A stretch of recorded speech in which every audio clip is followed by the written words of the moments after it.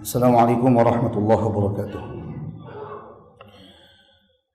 Alhamdulillah hamdan katsiran tayyiban mubarakan fih, mubarakan alaihi kama yuhibbu rabbuna wa yardah. Asyhadu an la ilaha illallah wahdahu la syarika lah wa asyhadu anna Muhammadan abduhu wa rasuluh salawatullahi wa salamuhu alaihi wa ala alihi wa ashabihi wa man tabi'ahum bi ihsanin ila yaumiddin wa sallama tasliman katsira amma ba'du. Allahumma inna nas'aluka 'ilman nafi'an wa rizqan thayyiban wa 'amalan mutaqabbalan wa lisanan dzakiran wa qalban khashi'an. Allahumma inna na'udzubika min 'ilmin la yanfa' wa min qalbin la yakhsha' wa min nafsin la tashba' wa min da'watin la yustajabu laha.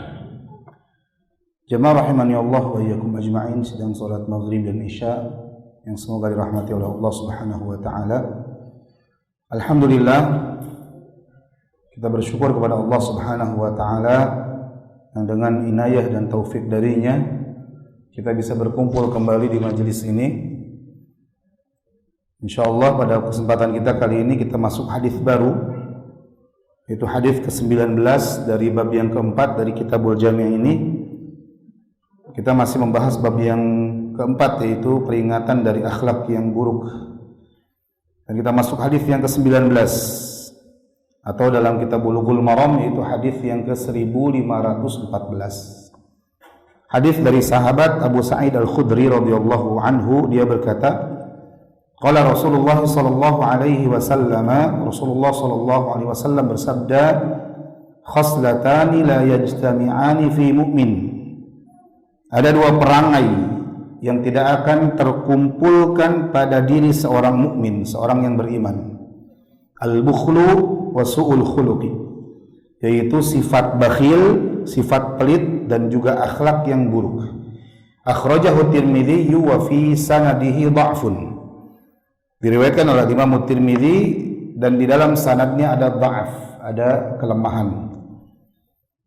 Jamaah rahimani Allah wa iyyakum ajma'in. Para ahlu hadis ketika mengungkapkan hadis yang lemah itu ada beberapa macam, ada beberapa ibarah, ada beberapa ungkapan.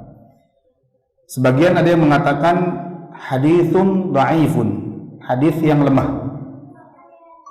Dan yang paling ringan ya dari hadis yang lemah ini adalah ketika dikatakan wa fi sanadihi dha'fun, di dalam sanadnya ada kelemahan. Jadi ketika sebuah hadis dikatakan wa fi sanadihi dha'fun, sebagaimana hadis ini isyarat bahwa kelemahan hadisnya ini ringan. Jadi lemahnya lemah yang ringan. Hadis ini juga diriwayatkan oleh Imam Bukhari. Imam Bukhari, namun beliau meriwayatkannya dalam kitab Al-Adabul Mufrad. Karena biasanya beliau kalau ada hadis yang tidak masuk syarat ya, yang beliau tetapkan untuk hadis-hadis dalam Sahih Bukhari, maka beliau biasanya memasukkannya dalam kitab Al-Adabul Mufrad. Jadi kita sering dapati hadis-hadis yang diriwayatkan oleh Imam Bukhari dalam kitab Al-Adabul Mufrad itu ya syaratnya lebih ringan daripada hadis-hadis yang beliau cantumkan dalam kitab Sahih beliau, yaitu Sahih Bukhari. Nah, termasuk hadis ini, hadis dari Abu Sa'id Al-Khudri ini juga diriwayatkan oleh Imam Al-Bukhari dalam Al-Adabul Mufrad dan juga Imam Tirmidzi sebagaimana dibawakan oleh Imam Al-Hafidz Ibnu Hajar dalam kitab Bulughul Maram ini. Dan dalam sanad hadis ini terdapat seorang rawi namanya Shadaqah bin Musa. Shadaqah bin Musa ini adalah seorang rawi yang dhaif, yang lemah.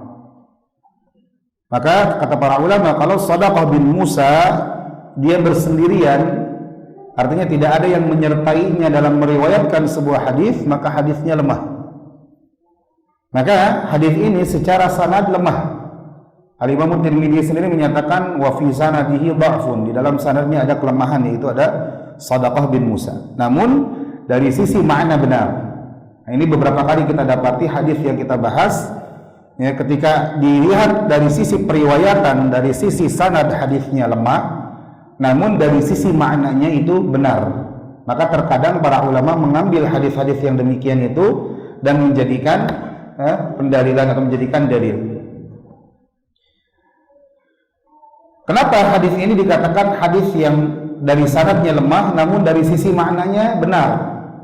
Karena ternyata hadis ini dikuatkan oleh hadis yang lain, yaitu hadis yang lebih sahih, yaitu hadis yang diriwayatkan oleh Imam An-Nasa'i, di mana Rasulullah bersabda, la yajtami'u asy-syuhhu wal imanu fi qalbi 'abdin abada. Tidak akan berkumpul rasa pelit dan keimanan. Tidak akan berkumpul rasa pelit dan keimanan dalam hati seorang mukmin selama-lamanya. Di mana iman dan pelit adalah dua perkara yang saling kontradiksi, saling bertolak belakang. Karena jika ada orang yang pelit, maka keimanannya dipertanyakan. Kalau ada orang yang pelit, maka keimanannya dipertanyakan. Kenapa demikian? Karena orang yang pelit menunjukkan bahwasanya dia itu sedang berburuk sangka, sedang bersuudzon kepada Allah dan tidak punya kepercayaan yang penuh kepada Allah Subhanahu wa taala. Jemaah rahimani Allah wa iyyakum ajmain. Rasulullah sallallahu alaihi wasallam menyebutkan dua perangai. Ada dua perangai kata beliau yang tidak mungkin ada pada diri seorang mukmin, yang tidak akan mungkin ada pada diri seorang beriman bersama keimanannya, yaitu pelit dan akhlak yang buruk. Di mana peniadaan iman ketika Nabi SAW menyebutkan ada peniadaan iman dalam hadis-hadisnya, dalam sabda-sabdanya, maka peniadaan iman itu ada tiga kemungkinan.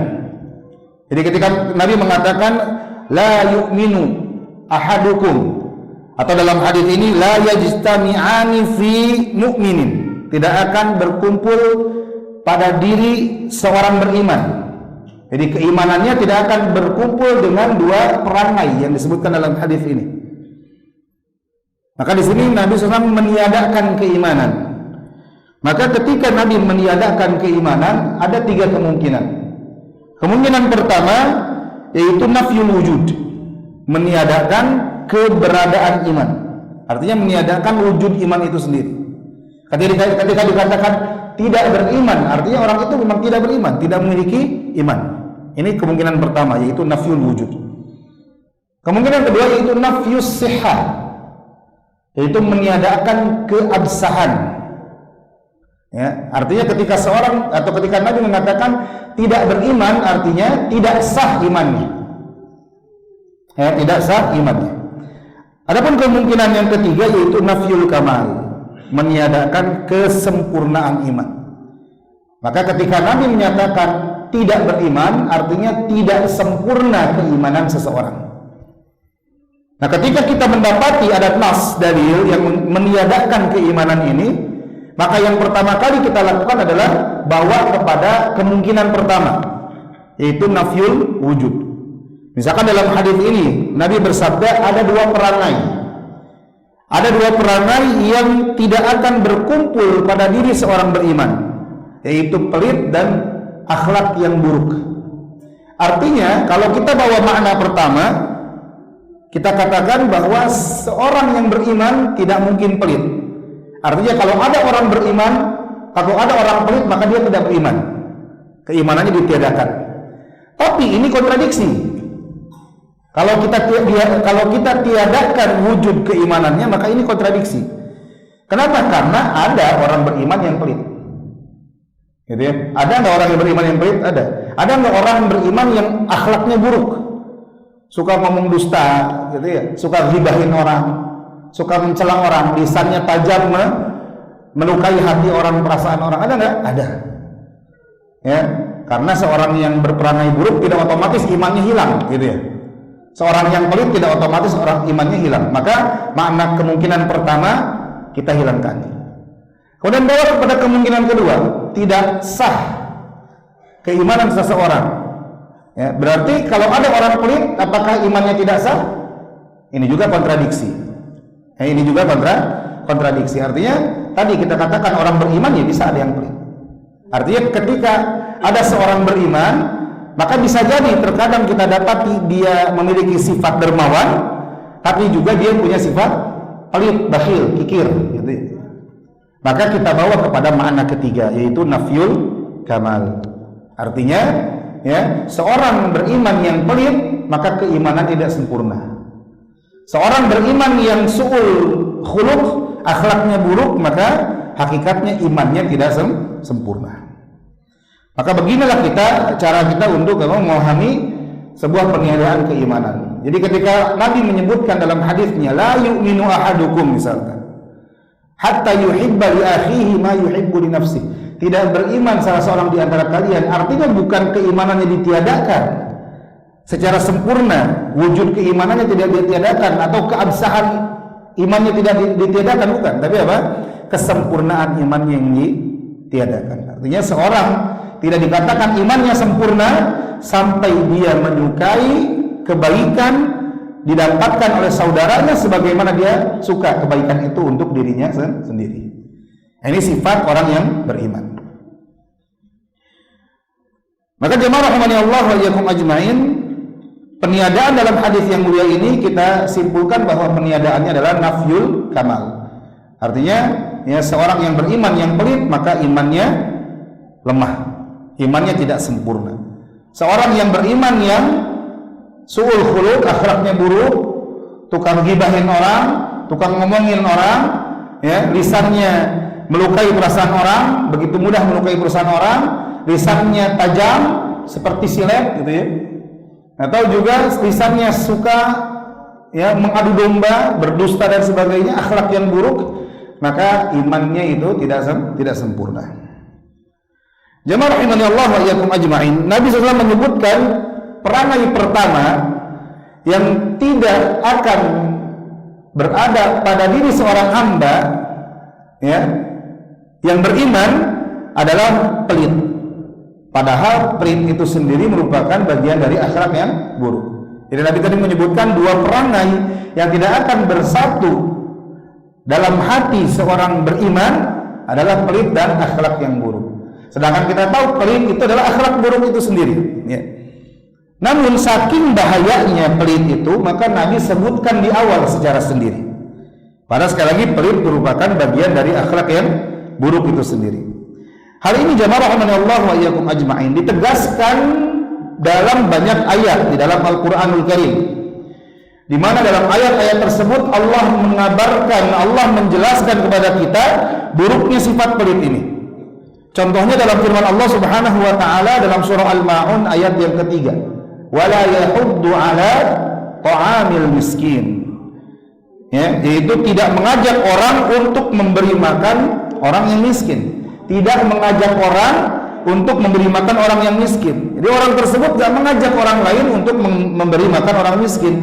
Ya, tidak mau mengajak orang lain bersedekah kepada orang miskin. Kenapa? Karena dia sendiri malah sedekah. Karena dia sendiri malah sedekah, makanya nggak ngajak orang lain bersedekah.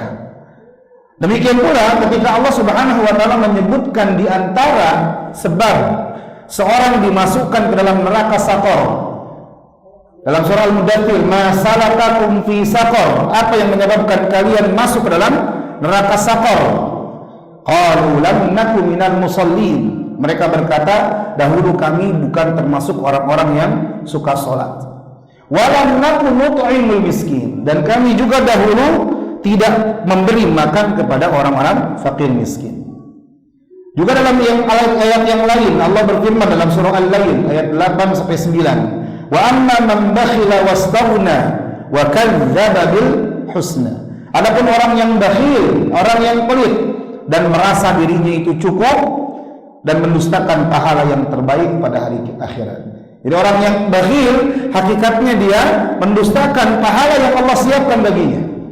Orang yang pelit itu hakikatnya dia tidak mau menerima pahala yang melimpah yang Allah sudah siapkan bagi orang yang berderma, orang yang berinfak.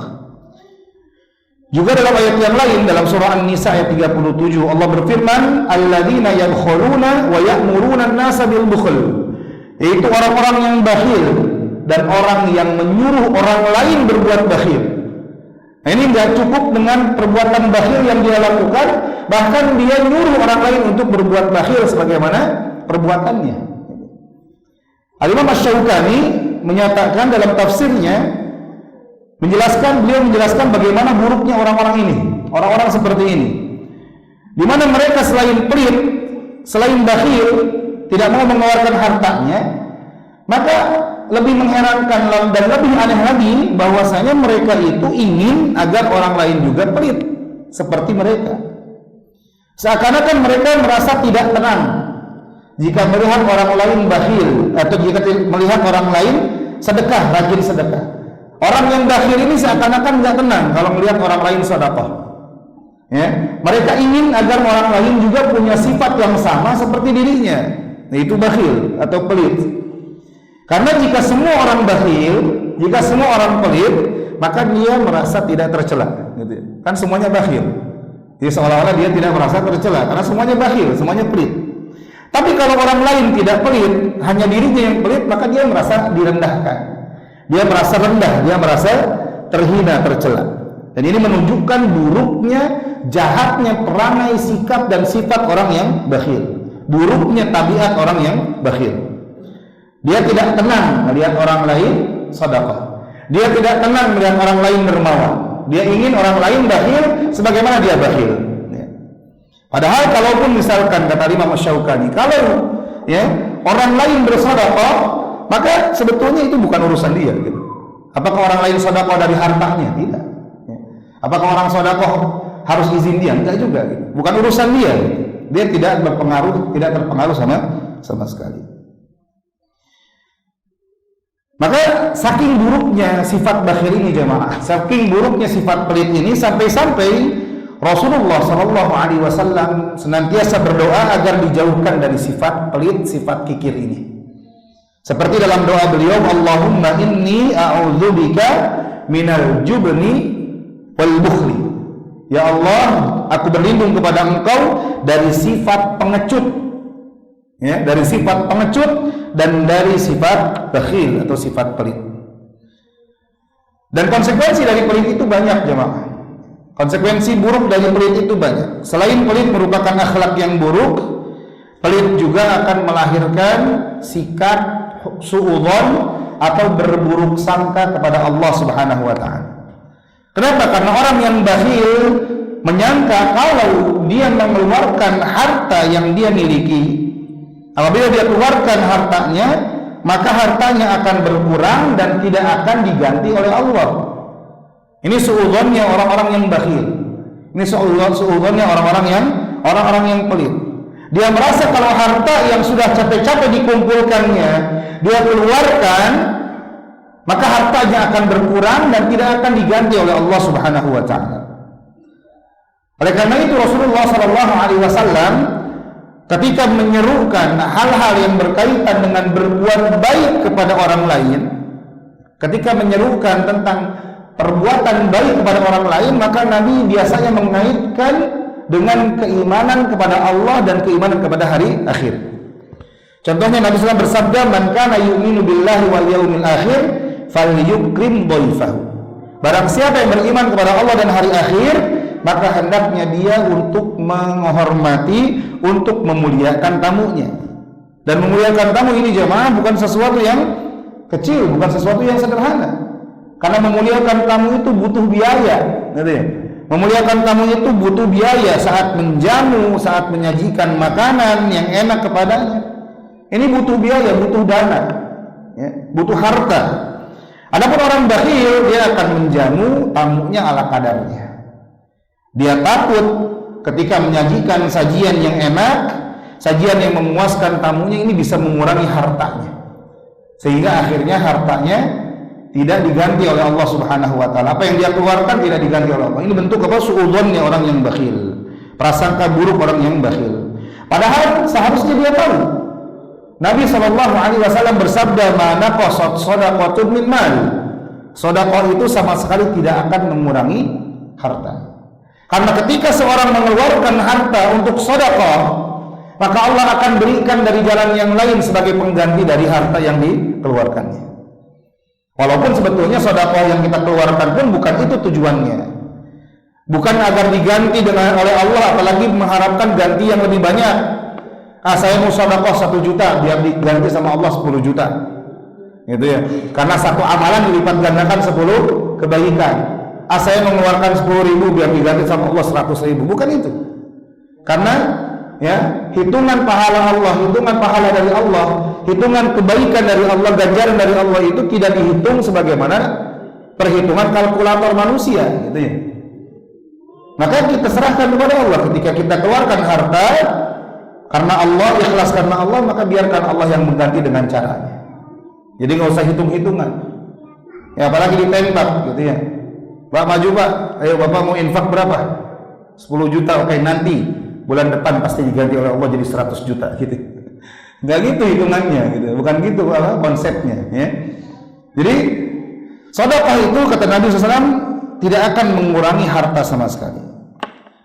Jadi hanya orang yang memiliki iman yang kuat yang bisa yakin dengan sabda Nabi ini. Hanya orang yang kuat imannya yang akan meyakini sabda Nabi SAW ini, janji Nabi ini, sehingga dia bisa melawan rasa pelitnya. Karena hakikatnya ya, sifat manusiawi, sifat naluriah adalah seorang mempertahankan apa yang telah dimiliki, apalagi dia memilikinya dengan perjuangan. Jadi ketika seorang sudah punya harta dan harta itu dia dapatkan dengan susah payah, maka secara naluriah dia akan muncul rasa pelit, sikap pelit akan muncul. Nah, bagaimana kita dengan keimanan yang kita miliki bisa mengalahkan perasaan itu, bisa mengalahkan sifat naluriah tersebut, yaitu sifat untuk mempertahankan apa yang dimiliki tersebut, yaitu dengan cara mengeluarkannya sebagai infak, sebagai sedekah. Mengeluarkan hartanya itu di jalan Allah Subhanahu wa taala. Maka perlu apa? Motivasi. Perlu tahu janji-janji Allah Subhanahu wa taala dan Rasulnya bagi orang yang menginfakkan hartanya karena Allah Subhanahu wa taala. Maka ketika dia tahu sabda Nabi, "Mana qasad shadaqatun min mal," bahwa sedekah itu tidaklah mengurangi harta, dia yakin hartanya tidak akan berkurang. Walaupun memang secara kuantitas, secara jumlah berkurang saat itu, saat dia keluarkan pastinya berkurang. Saldo yang asalnya 100 juta dikurangi 1 juta pasti berkurang. Tapi dia yakin bahwa apa yang dia keluarkan berupa infak itu ikhlas karena Allah pasti diganti oleh Allah. Ya minimal kalau nggak diganti di dunia, nanti di akhirat pastinya yang paling utama. Dan itu yang paling kita butuhkan. Walaupun Allah Subhanahu wa taala sendiri janjikan bahwa infak dan sedekah yang dikeluarkan itu pasti diganti oleh Allah dan dilipat gandakan oleh Allah Subhanahu wa taala. Jamaah rahimanallah wa iyyakum ajma'in. Sifat bukhl atau sifat pelit ini ya ada beberapa bentuk. Ya, para ulama jelaskan sifat bukhl ini ada beberapa bentuk. Dan bentuk yang paling tampak tentunya adalah sifat bukhl atau pelit terhadap harta. Yaitu ketika seorang enggan untuk mengeluarkan hartanya, enggan untuk mengeluarkan uangnya, tidak mau bersedekah, tidak mau membantu orang lain. Namun sekali lagi, pelit atau bakhil ini ternyata bukan hanya pada harta saja, bisa juga pada kedudukan. Misalkan bakhil pada kedudukan, ketika seorang memiliki kedudukan yang seharusnya kedudukan itu bisa memberi syafaat atau bisa membantu orang lain, tapi dia tidak mau dan merasa direpotkan kalau mau membantu orang lain dengan sebab kekuasaan atau ya kedudukan yang dia miliki. Ada juga bentuk pelit yang lain, yaitu pelit dengan waktu. Mungkin dia tidak bisa bersedekah dengan hartanya karena mungkin terbatas hartanya, tapi dia bisa meluangkan waktunya untuk bantu orang lain. Dia bisa menyisihkan waktunya untuk membantu saudaranya, namun dia enggan. Nah, ini pelit dengan waktunya. Begitu pula ada yang pelit dengan tenaga. Dia punya fisik yang kuat, fisik yang sehat, gitu ya. Bisa dia gunakan untuk bantu orang lain, tapi dia enggan melakukannya karena pelit dengan tenaganya. Dan di antara bentuk pelit yang paling buruk kata para ulama, yaitu pelit dengan ilmu. Ya, pelit dengan ilmu. Nah, sebagian orang mempunyai ilmu, dia malah sengaja menyembunyikan ilmunya. Dia tidak mau menyampaikan dan mengajarkan ilmunya kepada orang lain. Seakan-akan hanya dia saja yang boleh mengetahui ilmu itu. Ya, dan ini indikasi bahwasanya orang yang punya ilmu tersebut adalah orang yang riya, ingin tampil beda di hadapan orang lain, ingin disanjung, ingin dianggap berilmu, ya, sehingga ilmunya dia tidak mau sebarkan kepada orang lain. Maka apabila seorang punya ilmu, hendaknya dia untuk tidak pelit dengan ilmunya, hendaknya dia berderma dengan ilmunya, bersedekah, berinfak dengan ilmunya. Karena Nabi SAW disebutkan adalah seorang yang jawad, seorang yang dermawan, dan kedermawanan beliau SAW itu beliau lakukan pada semua aspek. Beliau dermawan dalam hartanya, beliau dermawan dalam tenaganya, beliau dermawan dalam waktunya, beliau dermawan apalagi ilmunya. Maka kapanpun beliau ditanya, maka beliau pasti akan menjawab. Kapanpun beliau dimintai pertanyaan, dimintai masukan, maka beliau akan sampaikan. Ya. Dan ini adalah bentuk kedermawanan beliau sallallahu alaihi wasallam. Maka tidak ada satupun ilmu kebaikan yang akan didapatkan seorang hamba di dunia dan di akhirat kecuali Nabi pasti sudah ajarkan.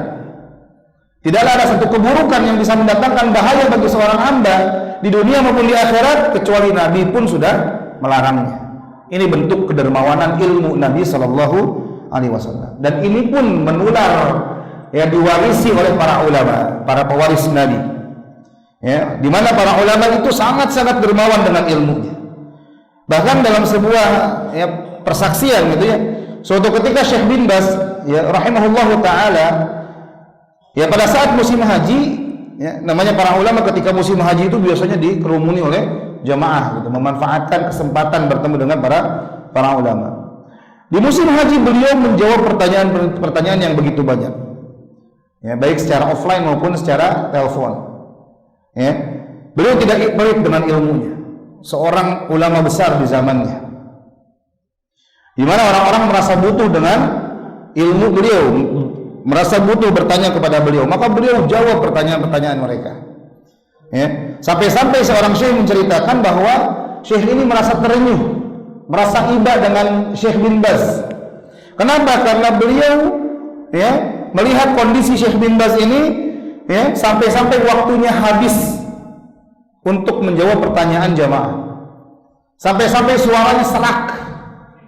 Suaranya habis karena menjawab pertanyaan-pertanyaan yang disampaikan oleh beliau. Bukan beliau merasa paling berilmu, tidak, tapi ketika ada orang bertanya, maka kewajiban seorang muslim apa? Menjawab pertanyaannya. Wa idza stansahaka fansah lahu, kan begitu kata Nabi. Jikalau dimintai wasiat, dimintai nasihat, maka berikan nasihat itu. Jika ditanya, jawab. Jika dimintai masukan, berikan masukan, jangan pelit. Jangan berdalih, saya capek-capek ini belajar ilmu ini, berat ini. Saya ikut pelatihan, mengeluarkan dana yang tidak sedikit, menghabiskan waktu yang tidak sedikit. Enak aja minta gratis, gitu ya. Kayak zaman sekarang kan begitu. Apalagi dalam masalah-masalah dunia gitu, ilmu dunia gitu. Kalau mau bayar dong, rugi dong gitu ya. Nah, ini apa?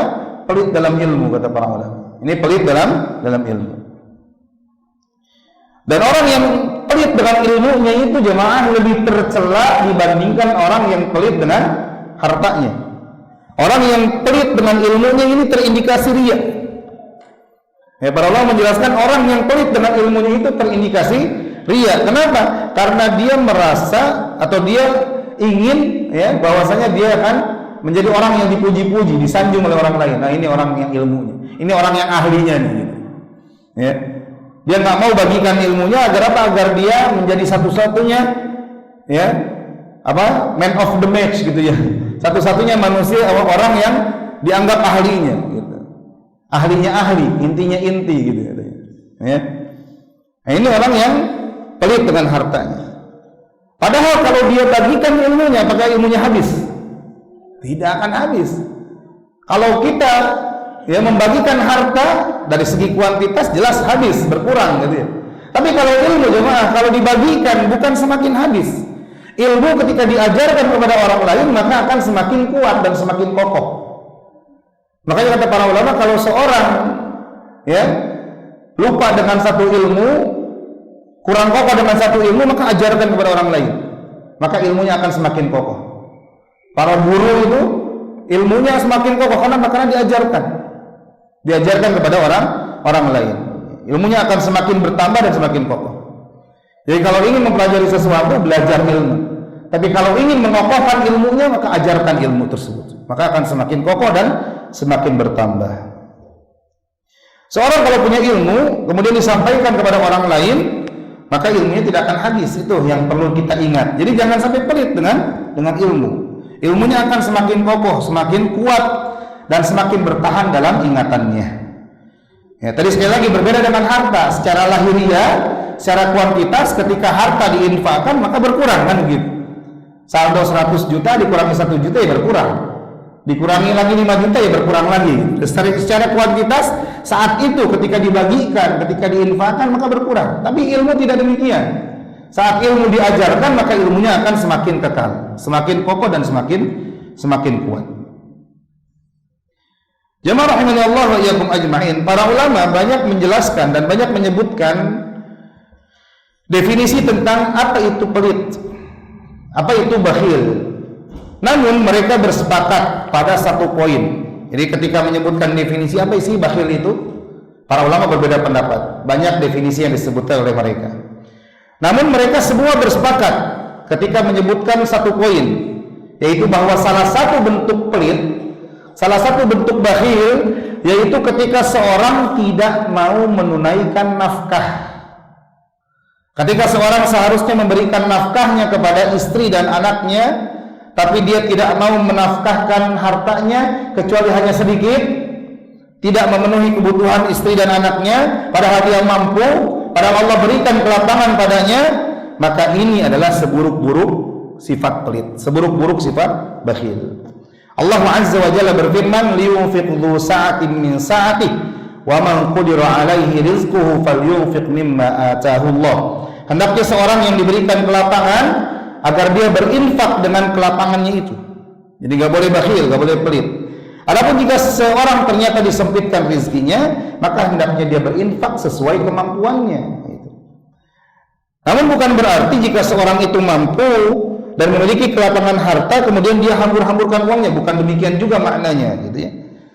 Sehingga akhirnya masuk pada tingkatan tabdzir.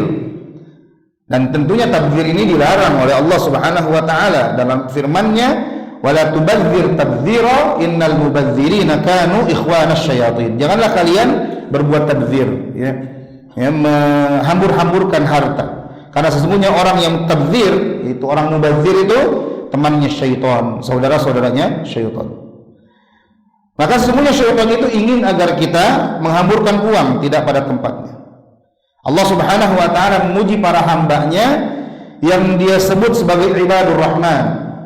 Allah menyebut hamba-hambanya yang khusus dengan sebutan ibadur rahman sebagaimana tersurat dalam surah Al-Furqan. Allah Azza wa Jalla mengatakan di antara ciri ibadur rahman, yaitu kata Allah, walladzina idza anfaqu lam yusrifu wa lam yaqturu wa kana baina dzalika qawama. Orang yang ibadur rahman, kekasih Allah, para hamba Allah yang rahman itu adalah orang-orang yang tatkala mereka berinfak, kata Allah, mereka tidak mubadzir, tidak berlebihan, ya, tidak israf, namun juga tidak pelit. Ya, akan tetapi mereka berada di antara keduanya. Artinya, ya, seperlunya, sebutuhnya. Ketika butuh dikeluarkan, tapi tidak berlebihan, gitu ya. Nah, ini sifat orang beriman, orang yang Allah cintai. Oleh karena itu, seorang hendaknya berusaha untuk menghindarkan diri dari sifat pelit, sifat bakhil, tapi jangan sampai menjerumuskan dirinya pada sisi yang lain. Menghindari sifat bakhil, tapi malah terjerumus ke dalam sisi yang lain, yaitu tabdzir. Ini nggak boleh juga. Tapi seorang muslim itu senantiasa berada di pertengahan, tidak tabdzir, tidak juga bakhil. Kemudian jemaah rahimani Allah wa iyyakum ajma'in, Rasulullah menyebutkan perangai yang kedua yang tidak akan berkumpul pada diri seorang yang beriman, yaitu su'ul khuluq, akhlak yang buruk. Dan akhlak yang buruk yang disebutkan oleh Nabi SAW ini adalah akhlak yang buruk secara umum, ya, di mana hendaknya seorang muslim untuk senantiasa berusaha menjauhkan dirinya dari berbagai macam, ya, amalan yang berkaitan dengan muamalah terhadap orang lain dengan cara yang buruk. Hendaknya seorang muslim itu berusaha untuk berinteraksi dengan sesama manusia dengan akhlak dan perangai yang baik, dan menghindarkan dirinya dari perangai-perangai yang buruk, akhlak-akhlak yang buruk. Karena akhlak yang baik ini adalah sifatnya Nabi kita Muhammad SAW. Akhlak yang baik ini adalah ya perangai yang bisa mendekatkan manusia kepada kita. Karena kalau orang lain melihat perangai kita adalah perangai yang buruk, melihat kita memiliki perangai yang buruk, akhlak yang buruk, maka orang nggak mau dekat kita. Allah berfirman tentang nabinya, walau kunta faddan ghalidhal qalbi lanfaddu min hawlik. Kalau engkau wahai Muhammad adalah orang yang kasar, perkataannya kasar, sikapnya kasar, hatinya keras, maka orang akan berpaling menjauh dari sekitarmu. Padahal orang-orang di sini yang disebutkan oleh Allah sahabat Nabi, ya, orang-orang itu para sahabat Nabi. Maka andaikan Rasulullah adalah orang yang lisannya kasar, ya, perbuatannya kasar, sikapnya kasar, hatinya keras, maka para sahabat sekalipun akan lari, nggak mau dekat-dekat Nabi Sallallahu Alaihi Wasallam. Ya, ini menunjukkan bahwasanya, ya, orang yang perlu kita teladani yaitu Nabi SAW, yaitu orang yang berperangai baik, akhlaknya yang baik, akhlaknya bagus. Ya, wa innaka la'ala khuluqin 'azim, kata Allah. Persaksian Allah sendiri, sesungguhnya engkau wahai Muhammad berada di atas akhlak yang agung. Terlebih kita berada di zaman sekarang, di zaman, ya, penuh fitnah ini, gitu ya. Sangat butuh yang namanya sikap lemah lembut sebagaimana, ya, sikap Nabi Sallallahu Alaihi Wasallam. Apalagi orang-orang yang kita hadapi itu derajatnya, kedudukannya di bawah para sahabat, ya, tidak setara dengan para sahabat, ya. Maka para dai, ikhwan-ikhwan, jamaah sekalian, ya, yang menyeru kepada sunnah Nabi Sallallahu Alaihi Wasallam, hendaknya mereka berusaha untuk senantiasa berhias diri dengan perangai, dengan akhlak yang baik. Jangan sampai gara-gara akhlak buruk yang nampak pada diri kita, orang lari dari dakwah yang hak. Jangan sampai karena sifat buruk kita, lisan kita yang kasar, ucapan kita yang tajam, walaupun dengan dalih bercanda, gitu ya, namun melukai hati orang lain, akhirnya orang lain lari dari dakwah ini, ya, dari sunnah Nabi Sallallahu Alaihi Wasallam, sehingga akhirnya sunnah Nabi tercederai gara-gara akhlak sebagian dari kita. Maka seorang yang menisbatkan diri dengan sunnah Nabi SAW, hendaknya dia sempurnakan nisbatnya itu dengan berhias dengan akhlak-akhlak yang baik, ya. Hiasi diri dengan perangai-perangai yang baik. Dengan itu insya Allah orang akan semakin dekat dengan sunnah Nabi Sallallahu Alaihi Wasallam. Jadi jangan jenggot tambah panjang tapi, ya, bibir tambah, ya, asem, gitu ya. Jenggot tambah panjang tapi apa, sikap tambah keras, tambah kasar sama orang lain, tambah kasar, tambah keras sama keluarga, tambah keras, tambah kasar sama orang tua. Padahal mereka lah orang-orang yang paling berhak untuk mendapatkan dakwah kita. Allah berfirman, wa anzir ashiratakal aqrabin, berikan peringatan kepada keluargamu yang paling dekat. Jadi keluarga itu orang-orang yang paling berhak untuk mendapatkan, ya, akhlak kita yang terbaik. Jangan sampai di depan orang lain, jamaah yang lain, ya, saudara-saudara yang lain yang nggak punya hubungan kekeluargaan, kita berakhlak baik, ya, kita terkenal dengan sikap yang baik, sifat yang baik di hadapan orang lain, tapi kepada keluarga sendiri menjadi orang yang paling kasar, yang paling keras. Nah, ini kekeliruan. Ini patut diperhatikan bahwasanya akhlak yang buruk harus ditinggalkan dan akhlak yang baik harus senantiasa diupayakan, diusahakan. Memang berat, ya, berat untuk menghiasi diri dengan akhlak yang baik. Karena akhlak baik itu, ya, kata Nabi SAW, didapatkan dari dua hal. Yang pertama dari, ya, tabiat yang Allah tanamkan secara alamiah. Ada orang-orang yang memang ditanamkan oleh Allah Subhanahu wa taala secara fitrah, memang orangnya baik, tabiatnya bagus. Tapi kebanyakan manusia untuk bisa mendapatkan dan meraih akhlak yang baik harus menempa diri, harus melatih diri. Sebagaimana Nabi bersabda, "Wa man yatasabbar yusabbirhu Allah." Kalau ada orang ingin menjadi penyabar, dia latih dirinya untuk bersabar. Karena sabar itu berat, semua. Latih diri dengan bersabar. Kata Nabi, barang siapa yang berusaha untuk bersabar, barang siapa yang melatih dirinya untuk bersabar, maka Allah akan jadikan dia sebagai orang yang penyabar. Jadi untuk mendapatkan akhlak yang baik perlu penempaan, perlu pelatihan, perlu pendidikan pada diri kita, pada jiwa kita, sehingga kita bisa menjadi orang yang bersabar. Karena ingat, Nabi SAW memberikan jaminan bagi siapa saja orang yang memiliki akhlak yang baik. Apa jaminannya? Nabi jamin istana di bagian atas surga Allah Subhanahu wa taala. Nabi bersabda, "Ana za'imun bi baitin fi a'lal jannati liman hassana khuluquh." Aku memberikan jaminan istana di bagian atas surga, ya, istana di bagian atas surga bagi orang yang membaguskan, memperindah akhlaknya. Jadi bukan bagi orang yang sudah punya akhlak baik, tidak. Nabi menjamin, ya, bagi orang yang hasanah khuluquh, katanya. Nabi menjamin rumah istana di surga yang paling tinggi, di atas bagian surga, bagi siapa? Bagi orang yang berusaha memperindah akhlaknya. Jadi orang yang menempa diri dengan akhlak yang baik. Maka hadis ini jamaah menunjukkan bahwa akhlak yang baik, akhlak yang indah, akhlak yang terpuji itu harus diusahakan, harus diupayakan, harus dilatih.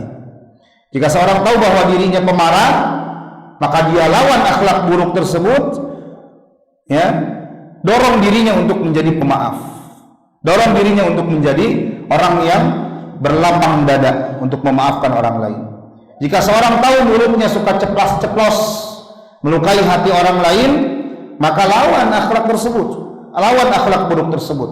Jika seorang tahu dirinya pelit, bakhil, kikir, gitu ya, maka lawan akhlak tersebut. Latih diri, walaupun berat mengeluarkan harta kita, tapi latih agar kita bisa mengalahkan sifat pelit tersebut. Dan tentunya yang lebih utama adalah hendaknya dia berdoa kepada Allah agar Allah menghiaskan dirinya dengan akhlak yang mulia. Ini jamaah rahimani Allah wa iyyakum ajma'in, dua akhlak atau dua sifat, dua perangai yang tidak akan, ya, bisa ada pada diri seorang hamba yang beriman. Artinya apabila dua perangai ini ada pada diri seorang hamba yang beriman, maka imannya tidak sempurna. Maka semoga Allah Subhanahu wa taala menjadikan kita hamba-hamba yang memiliki iman yang sempurna, yaitu seorang hamba atau para hamba yang menghiasi dirinya dengan akhlak yang baik. Ini mungkin apa yang bisa disampaikan di pertemuan kita kali ini. Masih ada waktu? 2 menit? Nah, masih bisa. Kalau ada yang tanyakan atau ini diskusikan, silakan sebelum kita tutup majelis. Silakan Pak.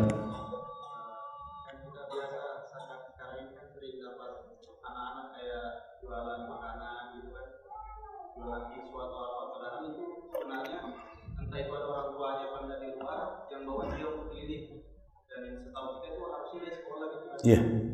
Jadi kadang perasaan kita kenapa sih kamu beli di Islam berapa aja gitu kan dalam hati nih, tapi satu sisi kita bilang kalau dibeli terus kan bakalan dia begitu terus, dan bisa jadi dia ngajak orang-orang lain juga gitu. Iya.